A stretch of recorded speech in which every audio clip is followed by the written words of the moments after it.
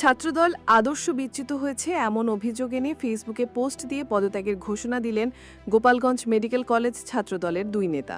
মূল কারণ উল্লেখ না করলেও ধারণা করা হচ্ছে রাজধানীর মিডফোর্ডে ব্যবসায়ী সোহাগের প্রাণ কেড়ে নেওয়ার প্রতিবাদে তারা পদত্যাগ করেছেন। সব মিলে মিডফোর্ডের ঘটনায় ছাত্রদল যুবদলে লেগেছে পদত্যাগের হিড়িক। সবশেষ খবর অনুযায়ী ৩০ জনের বেশি নেতা ফেসবুকে পোস্ট দিয়ে পদত্যাগ করেছেন।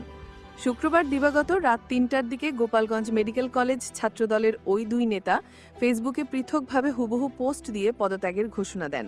তারা হলেন গোপালগঞ্জ মেডিকেল কলেজ ছাত্রদলের সিনিয়র সহসভাপতি ও চতুর্থ বর্ষের শিক্ষার্থী জাহিমুর রহমান জিসান এবং সাংগঠনিক সম্পাদক ও তৃতীয় বর্ষের শিক্ষার্থী ইস্তিয়াক রহমান ইসান। সেখানে তারা লিখেন, আমরা স্বেচ্ছায় স্বজ্ঞানে এবং ব্যক্তিগত কারণে দলীয় পদ থেকে পদত্যাগ করছি। আজ থেকে নিজেদেরকে অরাজনৈতিক ব্যক্তিতে পরিণত করলাম। ব্যক্তিগতভাবে আমরা যে আদর্শ চেয়েছিলাম ৫ই আগস্ট পরবর্তী বাংলাদেশ বিনির্মাণে, সেই আদর্শের সাথে বর্তমান পরিস্থিতি সাংঘর্ষিক। দেশের পরিস্থিতি বিবেচনায় আগামীতে সেটার কতটুকু সফলতা থাকে সেটাতেও প্রশ্নবোধক চিহ্ন। তারা আরও লিখেন, যেই আদর্শ নিয়ে জুলাই বিপ্লব হয়েছিল সেই শহীদের জীবনের সাথে কোনো বেইমানি আমরা মেনে নিতে পারবো না, সম্ভব না। দেশের জন্য কাজ করতে দলীয় পদবীর প্রয়োজন নেই। দেশকে যে ভালোবাসে সেই সন্তান, দেশের প্রয়োজনে সদা বলিয়ান।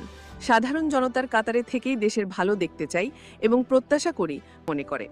এদিকে রাজধানীর মিডফোর্ডে পাথর দিয়ে আঘাত করে ব্যবসায়ী প্রাণ কেড়ে নেওয়ার ঘটনার পর সারা দেশে ছাত্রদল, যুবদল ও স্বেচ্ছাসেবক দলের বিভিন্ন পর্যায়ের একের পর এক নেতার পদত্যাগের খবর পাওয়া যাচ্ছে।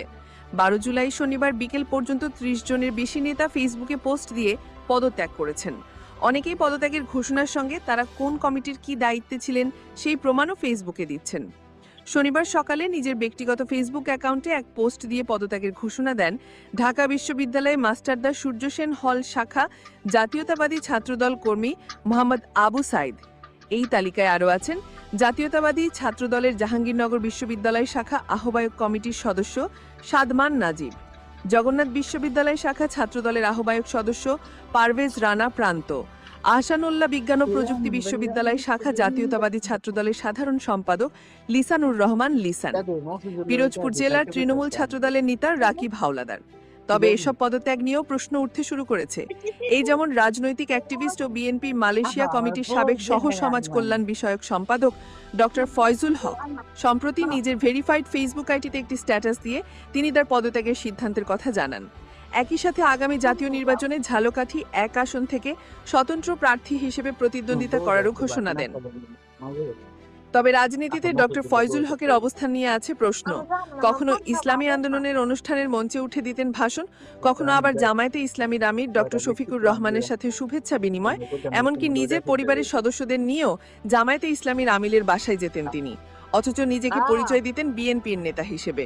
ফলে প্রশ্ন উঠছে, তিনি কি সত্যিকার অর্থেই নিজ দল বিএনপিকে হৃদয় ধারণ করতেন? পদত্যাগের কারণ হিসেবে ফয়জুল হক তার ফেসবুক পোস্টে উল্লেখ করেন, বিএনপির রাজনৈতিক নেতৃত্ব ধীরে ধীরে বাম ঘেঁষে মতাদর্শের দিকে ঝুঁকে পড়ছে। তার মতে একজন ডানপন্থী রাজনৈতিক কর্মী হিসেবে তিনি দলে কোণঠাসা বোধ করছিলেন। তিনি আরও অভিযোগ করেন, যেসব ইসলামপন্থী দল ও ইসলামিক চিন্তাবিদরা অতীতে বিএনপির পাশে ছিলেন, এখন তাদের বিরুদ্ধে সরাসরি বক্তব্য দেয়া হচ্ছে, যা তাকে হতাশ করেছে। তবে ডক্টর ফয়জুল হকের রাজনৈতিক অবস্থান আগে থেকেই প্রশ্নবিদ্ধ থাকায় রহস্যের জল ঘোলা হচ্ছে। বিএনপি দাবি করছে পদত্যাগের এই ঘটনাগুলো সুপরিকল্পিত। কোনো একটি মহল নির্বাচনের আগে বিএনপিকে চাপে ফেলতে এমন নাটক সাজাচ্ছে বলে দাবি করছে দলটি।